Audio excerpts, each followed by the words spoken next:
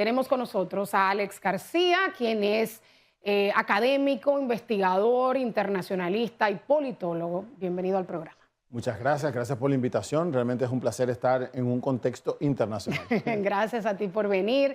Hay muchas expectativas acerca del cambio en política exterior de Estados Unidos, de un país que es líder en el mundo, que tiene soldados desplegados en el mundo, a un cambio radical, que es lo que plantea Donald Trump, de cierto aislacionismo. ¿Qué tan posible es que se puedan replegar todas estas tropas, que Estados Unidos se pueda aislar tanto, que pueda romper contratos, que pueda salir de acuerdos? ¿Es posible? Estados Unidos es el presidente, es la Cámara de Representantes y el Senado que ya lo controla, o hay un establishment que no va a permitir esa disrupción en la política exterior. Bueno, quizás sobre lo primero, si uno ve la historia de los Estados Unidos, su política exterior siempre ha sido pendular y ha oscilado entre un momento de apertura y un momento a lo interno, ¿no? Como de replegarse. Y eso uno lo ve, es cíclico, ¿no? Tenemos momentos de gran expansión, por ejemplo, Delano Roosevelt fue un presidente muy del exterior, pero tenemos otros que fueron mucho más internos. Podemos pensar, por ejemplo, en Reagan. Tenemos entonces como una historia pendular en la política exterior de los Estados Unidos, pero sí es cierto que si Trump es coherente con lo que los electores eligieron, él tendría tres elementos esenciales que enfrentar. Recordemos que los electores votaron en un primer momento por lo que tiene que ver con la migración. Sabemos que es un tema fuerte. El hecho que haya elegido a Marcos Rubio como el candidato para encargarse de la política exterior de los Estados Unidos ya da un signo. El segundo elemento esencial es lo que tenía que ver con la inflación. Pensemos que en los Estados Unidos los datos macroeconómicos dicen que está muy bien, pero la gente siente la inflación, la mayor en los últimos 60 años, ¿no? La inflación siempre oscilaba entre el 2 y el 4, en este momento llegó a un 9. Sabemos que también era una consecuencia de la pandemia, pero que implica medidas. Y el tercer elemento tiene que ver a lo interno, ¿no? Con la seguridad de las personas. El cuarto elemento tendría que ver con los conflictos externos y después la guerra comercial. Si él es coherente con eso, tendría que tomar medidas en esa línea. Y uno puede darse cuenta de que muchos de los nombramientos tienen que ver con eso, con esa política disruptiva, que no sean con las mismas personas que han estado en el gobierno. Y eso también viene con una línea, fíjate que es muy distinto a su primer gobierno. En el primer gobierno él sí es cierto que tuvo algunos nombramientos controversiales, pero la mayor parte fueron personas de experiencia. En este caso ha hecho una cierta ruptura, pero tú preguntabas si el establishment lo permitirá. Pensemos que en su primer gobierno una de sus medidas fue prohibir que algunos ciudadanos de ciertos países de Medio Oriente pudieran ingresar a los Estados Unidos, y eso se le vetó. Se le vetó también, él quiso quitar o disminuir lo que tenía que ver con el Obamacare, la transformación del sistema sanitario, y también se le vetó. Pero en este caso, recordemos que además de que en esa ocasión él no tenía la mayoría de las cámaras, ¿no? En este caso sí. Y también tenía el impedimento de algunos jueces en el caso federal, y él ya tiene una mayoría en los jueces, ¿no? Sabemos que los jueces conservadores que él mismo había nombrado ahora tienen un peso muy importante. Pero sí cuesta pensar, pensemos que todo ahora es una predicción. Uno puede ver qué ha pasado en momentos anteriores y hacer como una predicción, pero sí es cierto que el contexto actual es distinto. Es un Estados Unidos que se ha volcado respecto a la política que tenían los demócratas. Una política ahora ha ido más por el lado conservador, al menos en los resultados, y él debe responder a eso.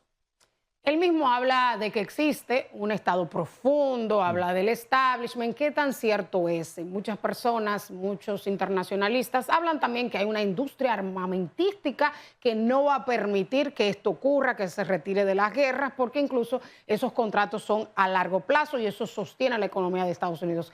¿Qué tan cierto es y qué tanto puede hacer un presidente si esa es la realidad? Yo creo que esa es la realidad de cualquier Estado. Uno piensa en la estructura estatal, y si bien es cierto el poder político es muy importante, una gran parte de su sustento viene del poder económico. Y eso ocurre en cualquier estado, ¿no? Incluso pensemos en República Dominicana, si el presidente quiere hacer una reforma fiscal y esa reforma fiscal mueve mucho a los sentimientos de los principales grupos de poder, muy probablemente no pase, a menos que uses la represión, ¿no? Y yo creo que en Estados Unidos ocurre lo mismo. Hay muchas de esas políticas que parecen ser, ¿no?, de corte populista y que se pueden enfrentar a un muro, porque lo hemos visto en otros momentos históricos, ¿no?, en los que, por mejores que sean las propuestas de un presidente, llega un punto en el que, y fíjate que no el establishment no solamente el económico, también tiene que ver con el poder político de otros grupos y también de la sociedad civil. Y podemos hacer un paralelismo con lo que está ocurriendo en Argentina, ¿no? Tenemos a un Javier Milei que ha querido impulsar cosas y se ha encontrado un muro. Tuvimos a un Petro que quiso impulsar cosas en Colombia y se ha encontrado con un muro también. O el mismo en Brasil, lo que está ocurriendo con Lula. Entonces, sí es cierto que hay unos límites. A menos que un presidente sea totalmente arbitrario, ¿no? Que sea autoritario e imponga su voluntad, ¿no? Kim Jong-un quizás no tenga ese problema, ¿no? Que quiere imponer su voluntad sobre los demás poderes del Estado, siempre hay ciertos límites. Y fíjate que un límite importante ahora es la sociedad civil. Los medios de comunicación en los países mínimamente democráticos tienen un peso importante. Y si bien es cierto, él logró el apoyo, por eso ganó, ¿no? El apoyo del electorado, hay temas en los que no tiene el apoyo total, que creo que posteriormente lo podemos tocar, como el aborto o los derechos de la comunidad LGBTIQ. Siempre en los últimos años se habla de que esta región ha sido relegada, que ha sido puesta en el olvido, el patio trasero de Estados Unidos, América Latina, y que Estados Unidos está más enfocado en Asia y en las guerras en Medio Oriente. ¿Qué tanto podría cambiar eso con Donald Trump? Nombra a un secretario de Estado latino. Eso sería una señal de que miraría más hacia América Latina. Y un poquito hablemos también de República Dominicana. No hay un embajador nombrado, aunque en muchos países tampoco hay embajador nombrado. Eso es un mal signo. ¿Crees que podría mirarse más hacia esta zona? Yo creo que se convierte en una necesidad por el espacio que está adquiriendo China. Estemos de acuerdo o no con la política exterior china, de lo que le llama la ruta de la seda, estemos de acuerdo o no, sabemos que China realmente tiene un impacto muy importante en la región. El mejor ejemplo es el puerto que se acaba de inaugurar en Perú, ¿no? Es un puerto enorme, es el puerto más grande de la zona y posiblemente sea el que atraiga la mayor cantidad de ese lado, ¿no? Del Atlántico, ¿no? De comercio. Y fíjate que es un puerto chino con no solamente inversión china, sino con personal chino. Y eso podemos ver que hay países donde ya China es el mayor inversor, por ejemplo Brasil, o las principales exportaciones de algunos países están yendo a China. Entonces, claro, los Estados Unidos debe volver a priorizar nuestra región, que en el gobierno de los demócratas no estuvo tan claro, ¿no? Que estuviera priorizada. Hubo un apoyo hasta cierto aspecto, por ejemplo en el Triángulo Norte para evitar la migración, pero en muchos otros países fue relegado. Una de las promesas de Rubio es eso, volver la mirada a América Latina. Y fíjate que América Latina no es solamente un espacio de comercio, es un espacio para tres problemas fundamentales de Estados Unidos. La migración, que es uno de los problemas que no basta con cerrar las fronteras, hay que atacar los países emisores por las situaciones que tenga. Segundo, es un espacio de paz. Piensa que América es de los pocos continentes que no tiene guerras interestatales. Tiene muchos asuntos internos, pero no hay guerras interestatales, ¿no? Esta mañana yo estaba hablando de que en el mundo actualmente hay 110 conflictos armados. Ninguno de esos en América, ¿no? Los interestatales. Y el tercer elemento es un aliado en la producción. Piensa que Estados Unidos sigue siendo el gran exportador del mundo, el gran productor, pero cada vez tiene menos mercados. Si los BRICS siguen creciendo, que es la India y China, hay mercados que pierde. Entonces, América Latina no solamente es ese aliado en algunas partes estratégicas, también un aliado político en los organismos internacionales, pensemos también. En República Dominicana vimos un apoyo mayoritario en las redes sociales, cuando se dio la contienda en Estados Unidos de Donald Trump, y yo entiendo que principalmente porque tenemos un pensamiento muy conservador similar del republicano en ese aspecto, la familia. La mayoría de los dominicanos no están de acuerdo con el aborto, con los derechos LGTBIQ, entre otros. Sin embargo, también hay voces que indican que podría afectar, que podría ser más negativo un gobierno de Donald Trump que un gobierno que hubiese encabezado Kamala Harris. ¿Qué piensas? ¿Nos convendría más o si el giro hubiese sido hacia el Partido Demócrata hubiese sido mejor para República Dominicana? ¿Qué se espera de un gobierno de Trump en cuanto a las relaciones entre República Dominicana y Estados Unidos? Claro, tomando parámetros anteriores, nosotros nunca hemos sido identificados como los enemigos de los Estados Unidos, distinto a otros países. Sabemos que con Haití se identificó con los gatos, ¿no? Recordamos, o Venezuela como la fuente de los migrantes, o México como el del Tren de Aragua, ¿no? De los que tenían las maras y demás. Entonces, República Dominicana no ha sido nunca identificado como un enemigo. Y fíjate que en las elecciones, para el momento de las elecciones, cuando se hacían las encuestas, la mayor parte de los dominicanos le apoyaban en los Estados Unidos, ¿no? De los que iban a votar. Por dos elementos, porque recordaban las ayudas sociales que recibieron durante la pandemia, que nos favoreció muchísimo, y después la cantidad de visas y residencias que se dio. Si uno ve, hay un gráfico que uno puede ver, lástima que no lo traje, de la cantidad de visas que se otorgaban en República Dominicana antes de que llegara Trump al poder. Y hubo un crecimiento exponencial. Uno ve los números y es como que va así, y llegado Trump al poder hay un aumento. Tuvimos un gran aumento en el apoyo logístico en cosas específicas, como por ejemplo enfrentar la trata de personas y el tráfico de estupefacientes, ¿no? De droga en el Caribe. O sea que tuvimos un buen apoyo. Y como sabemos, tuvimos unos embajadores que se esforzaron por mejorar las relaciones bilaterales. Así que en ese sentido, yo creo que tendríamos una muy buena perspectiva, porque no tenemos malas referencias sobre eso, sino buenas referencias. No creo que cambiaría mucho la política. Y Marcos Rubio, no sé si vieron las primeras declaraciones que había dado, también decía que nosotros teníamos unas buenas relaciones con República Dominicana, distinto a los que él identifica como enemigos, que serían Cuba, Nicaragua y Venezuela. Seguimos conversando con Alex García, quien es investigador académico, politólogo, internacionalista. Estamos hablando acerca de la política exterior de Estados Unidos, cómo habrían cambios en el próximo gobierno del presidente electo Donald Trump. Estábamos hablando de República Dominicana. Muchas personas entienden que como la forma de pensar de Trump es aislacionista, hacer Estados Unidos grande de nuevo, no se va a involucrar, no va a criticar tanto la política exterior de República Dominicana en relación a la deportación de los haitianos. ¿Crees que haya un cambio en relación a las críticas que recibimos siempre de los informes del Departamento de Estado, del Departamento de Trabajo, en cuanto a lo que dicen que es la violación de derechos humanos en relación a los haitianos? Fíjate que en las relaciones internacionales no hay espacios vacíos. El espacio que deja un país, en este caso una potencia de Estados Unidos, es asumido por otro país. Y la política interna de los Estados Unidos para muchos países es política exterior. Pensemos que incluso el cambio de la tasa implica que otros países, por ejemplo República Dominicana, si nuestros residentes en Estados Unidos podrán o no comprar, por decir algo, ¿no? Y respecto a la política interna de la República Dominicana, respecto a Haití, nos interesan tres cosas. Fíjate que ahora mismo tenemos la presencia de una fuerza multinacional que es apoyada por dinero de estados actualmente, ¿no? La fuerza sabemos que es keniata, la mayor parte son kenianos, pero la mayor parte del aporte vino de Estados Unidos, 260 millones de dólares. Los otros países que iban a aportar no lo han hecho. Así que nos conviene mucho saber cuál es el tipo de política que se va a tener, primero por eso, para ver si se va a apoyar o no la fuerza que actualmente está. Otra fuerza que queremos. Sabemos que los keniatas no han logrado lo que se pensaba, la pacificación del territorio, y una de las cosas que se está impulsando actualmente es que el Consejo de Seguridad envía los cascos azules, de triste recordación en Haití. Pero la diferencia está en que esa fuerza de las Naciones Unidas ya tiene unos fondos. A diferencia de los keniatas que aportan los países, ya la ONU tiene para mantener esa fuerza internacional. Y nosotros necesitamos el apoyo para que las fuerzas internacionales sean desplegadas. Necesitas que el Consejo de Seguridad lo apruebe. Y sabemos que el voto de los Estados Unidos es muy importante. Pero sí podemos tener perspectivas respecto, por ejemplo, a la política migratoria. Sabemos que su línea o su discurso es una política migratoria de repatriaciones deportaciones fuertes. Habrá que ver cuánto pueda de eso ejecutar, cuánto de eso le permita las leyes norteamericanas ejecutarlas, pero quizás en ese sentido tendremos un aliciente o por lo menos alguien con quien pensar que tenemos ideas parecidas en la política migratoria.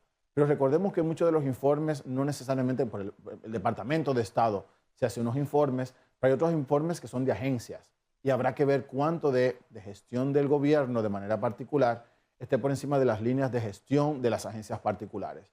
Y tienen que ver algunas que están en Estados Unidos que no son norteamericanas. Pensemos lo que tiene que ver con los niños, ¿no? Es una agencia que está en Estados Unidos fundamentalmente, pero las políticas son de una ONG internacional. Entonces sí es cierto, para responderte de manera muy resumida, que podemos tener algunos apoyos en algunos aspectos, pero hay otros en los que me parece que seguiremos teniendo ese checklist en los que cumplir.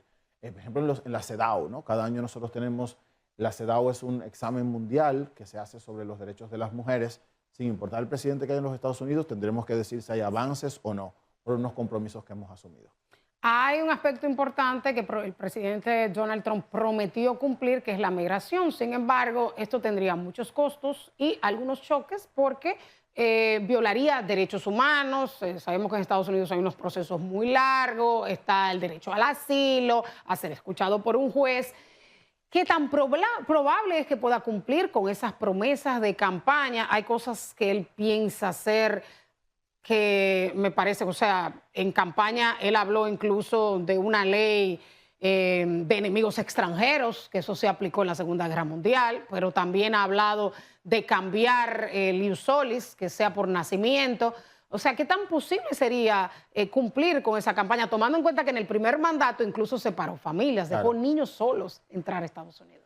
Fíjate que igual, ahí habrá que ver qué tan dispuesto esté con romper con la idea que tenemos de Estados Unidos, de un Estado de Derecho que respeta la institucionalidad, que hay separación de poderes y demás. Se le haría muy fácil empezar, por ejemplo, digamos un país, Rusia, ¿no?, que puede imponer ese tipo de acciones de manera unilateral. Nos costaría mucho pensar que Estados Unidos lo haga. Puede ser una política a mediano plazo, decir, mira, nosotros vamos a empezar un conjunto de reformas para que a mediano plazo estas sean las condiciones, pero me cuesta mucho pensar que sea instantáneo, ¿no? Pensemos en los procesos de deportación, aparte del costo, porque yo estaba escuchando que para deportar lo que él decía, 1 millón de personas, hacía falta una cantidad del presupuesto que era como el 0.1 del Producto Interno Bruto norteamericano, enorme. Saltando eso, los procesos. En los Estados Unidos se debe, por lo menos, agotar algunos procesos mínimos para que las personas sean repatriadas. Pensar en que eso se va a saltar y que se harán las devoluciones en caliente me cuesta. Y te estoy diciendo, es por el paradigma que tenemos de Estados Unidos. Un Estado de Derecho que representa libertades, que representa los ideales de la democracia. Romper con ese paradigma, incluso por el discurso de un presidente, cuesta. Y después, como decía, la institucionalidad yo creo que pesa, todavía, actualmente. Hablaban ustedes antes del indulto. El indulto es, dentro de los procesos que podamos criticar lo que querramos, si es políticamente correcto o no, pero cumple unos procesos mínimos, ¿no?, de institucionalidad. Y hemos visto en otros casos que así se ha hecho. Entonces me cuesta pensar que la política migratoria se pueda ejecutar por lo menos con los matices que se piensa. Sí es cierto que va a haber restricciones. Fíjate que México, le dijeron a México, si usted no hace nada con la migración, pues mira, nosotros te vamos a subir los aranceles. Pero y se acaba de cambiar la ley. ¿Tú no crees que eso fue un método de presión? Claro que sí. Y eso porque incluso él le dijo al de Canadá que convierte en provincia Canadá, Estados Unidos. Hay como una cosa que los dominicanos dirían un chipeo, pero sí hay, por ejemplo, eso es una política y yo creo que eso sí es ejecutable. Le dijo a México, si usted no hace esto con los migrantes, pues yo te sanciono con lo que puedo. En este caso con los aranceles. Pero por cómo él puede si hay un tratado. Pero estaría violando un tratado. Ellos tienen un tratado. Pero se va a negociar. Pero la cosa es bajo qué condiciones se va a renegociar. Y cuando se va el TEMEC, cuando se renegocie, él puede poner unas condiciones o unas cláusulas nuevas. Ahora ya México respondió. Y fíjate que acaba sobre el fentanilo, ¿no?, que es la droga fundamental que quiere enfrentar los Estados Unidos actualmente, acaba de cambiar la política de persecución, ¿no?, sobre ese tipo de estupefacientes. Así que respondió. Habrá que ver si eso le va bien con los otros países. Por ejemplo, China.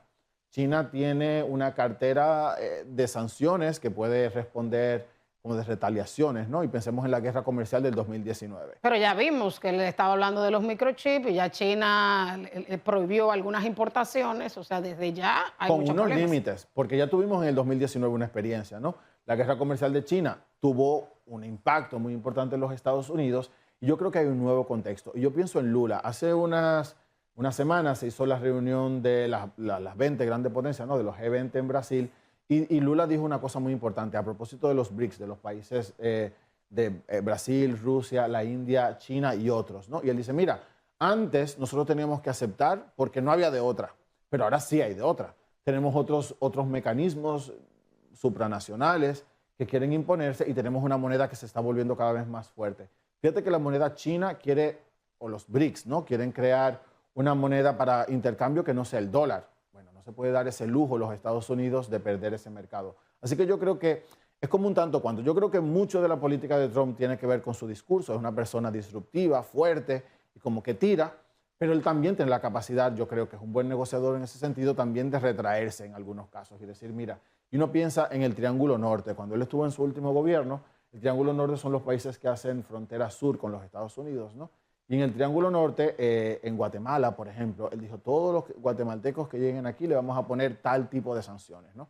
No lo pudo ejecutar, pero sí logró que el gobierno guatemalteco frenara, no sé si ustedes recuerdan que eran las caravanas que subían, ¿no? Frenara las caravanas. Entonces, en ese sentido, yo creo que su retórica logra lo que quiere, que es persuadir para que se alcancen los objetivos que él ha propuesto. El caso de Venezuela, que vemos que Estados Unidos tiene sanciones, pero todavía tiene relaciones comerciales. Vemos que tenemos un eterno dictador, Nicolás Maduro. y no hay forma, a pesar de las presiones internacionales, de sacarlo del poder. Se ha reeditado el Guaidó 2.0, ya lo reconoció el gobierno de Estados Unidos. ¿En qué crees que cambie, tomando en cuenta de que Marco Rubio es un acérrimo detractor de los gobiernos de izquierda? ¿En qué crees que pueda cambiar la presión en Venezuela? Es un equilibrio difícil, porque tú tienes que saber que en Venezuela hay una gran presencia de empresas norteamericanas petroleras, ¿no? Y bueno, Maduro siempre ha amenazado con quitarlas. Y en las últimas sanciones, recuerdo que en el gobierno de Trump, cuando se reconoció a Guaidó como presidente, se desconoció a Maduro, aumentaron las sanciones. Y eso hizo que se acercara Rusia y China.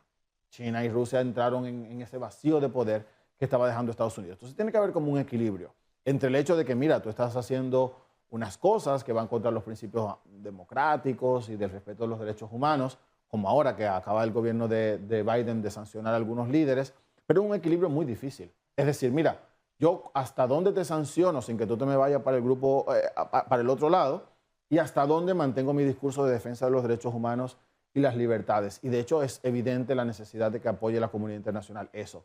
Pero eso nos ocurre en muchos países, ¿no? República Dominicana, China, de América Latina, México.